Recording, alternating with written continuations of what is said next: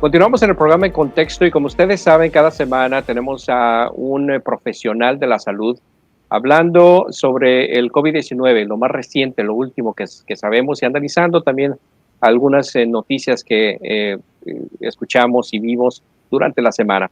Para hablar esta semana, me da muchísimo gusto recibir en el programa a la doctora Saura Fortín. Ella es directora médica de Eskenazi Health Center. Me da muchísimo gusto recibirla en el programa. Doctora Saura, ¿cómo está? Bienvenida.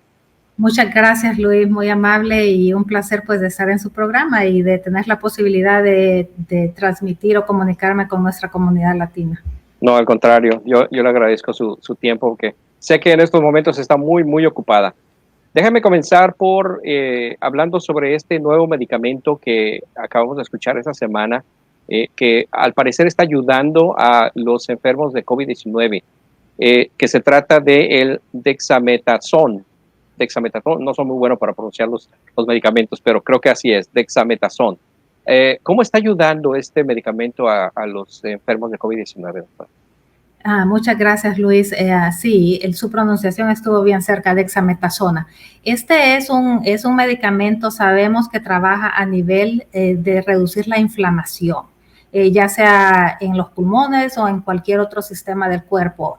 Recientemente han habido estudios de la Universidad de Oxford, del Reino Unido, en Inglaterra, de que este medicamento es excelente cuando se utiliza en pacientes que tienen enfermedad del coronavirus grave, o sea, que están usando oxígeno o que están intubados. Este medicamento ha mostrado mejorar la sobrevivencia en aquellos que están intubados en un 35% y en los que están en oxígeno en un 20%. Entonces, déjeme mencionar que es un excelente medicamento, tal vez el más prometedor de los que se ha visto hasta el momento. No es una cura y no es un medicamento que se puede utilizar si la persona tiene síntomas leves, ni se debe de utilizar si no hay una receta médica. Ok. O sea que cuando empiezan a sentir los síntomas, este medicamento no va a servir de nada. Correcto. Okay. Entonces no se puede utilizar para personas que tienen síntomas leves y siempre debe ser bajo receta y supervisión médica. Muy bien, como debe ser siempre. Los otros medicamentos de los que habíamos escuchado anteriormente, uno de ellos muy popular con el presidente, que supuestamente estaba tomando, lo que es el hidroxicloroquine, y el otro, el remdesivir. ¿Todavía estos medicamentos siguen siendo una alternativa para los enfermos de COVID-19? Bueno, hablando sobre el remdesivir, este es un medicamento antiviral, el cual todavía se sigue utilizando, pero no tenemos evidencia de qué tan efectivo. Entonces, todavía hay estudios que se están realizando que nos van a poder ayudar más adelante a decidir esto.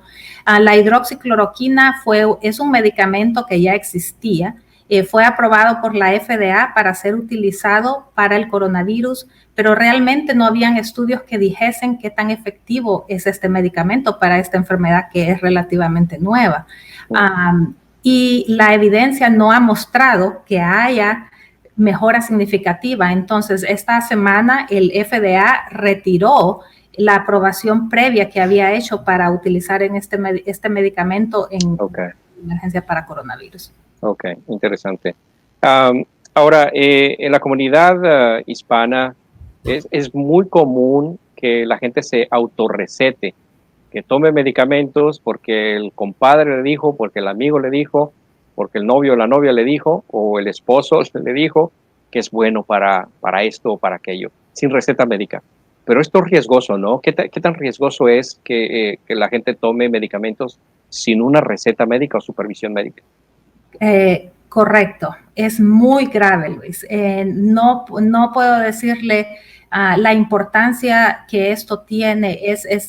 Es necesario que la gente no se automedique y que busque al médico y que busque la receta a través del médico, porque las consecuencias de estos medicamentos pueden afectar el corazón, pueden afectar los riñones, pueden afectar muchos órganos que usted no se da cuenta a menos que estén siendo recetados bajo supervisión médica.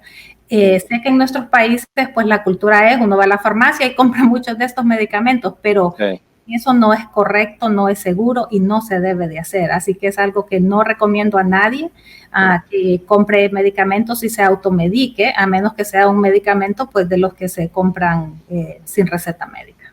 Muy bien. Ahora, como ya sabemos, el estado de Indiana pasó a la fase 4 de reapertura de su economía, pero todavía seguimos viendo casos de COVID-19, casos positivos y muertes también en el estado de Indiana. Y mucha gente todavía no termina de entender por qué si sigue aumentando el número de casos positivos, si sigue habiendo muertes, por qué estamos reabriendo la economía. Explíquenos de manera sencilla, doctora, ¿por qué? ¿Por qué estamos reabriendo la economía cuando vemos todavía casos positivos y muertes? Sí, correcto, Luis. Creo que es importante que entendamos que las medidas que se tomaron anteriormente fueron las correctas y ahorita estamos viendo los resultados. Específicamente para el caso de Indiana, la curva está aplanada y eso quiere decir que las medidas que tomamos anteriormente, ahorita estamos viendo que trabajaron. Okay. La economía tiene que abrirse porque todos necesitamos un trabajo y tenemos que volver de regreso a proveer los productos que se necesitan, necesitamos el empleo. Eso no quiere decir que podemos relajarnos y pensar que hemos salido de este problema. Siempre debemos de seguir manteniendo el distanciamiento social, siempre debemos de tratar de no salir a lugares públicos a menos que sea necesario, ya sea el trabajo, obtener los alimentos que necesitamos. Tenemos en los hospitales a la curva estar aplanada, más posibilidades de atender pacientes, no sabemos qué va a pasar más adelante cuando empecemos a tener los casos de influenza también.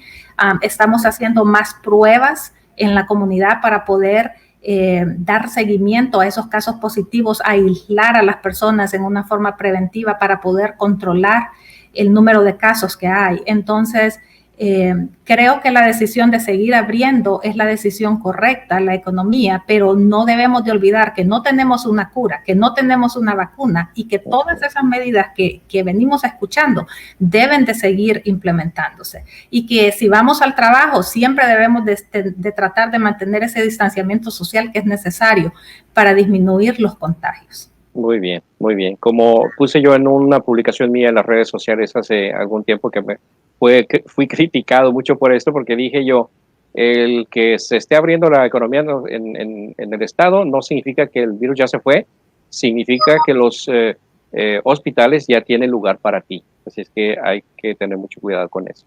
Sí. Doctora, muchísimas gracias por su tiempo y por su experiencia y participar con nosotros en el programa.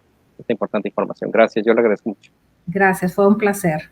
Gracias. La doctora Saura Fortín. Nosotros vamos a hacer una pausa y regresamos con más aquí en el programa En Contexto. No se van.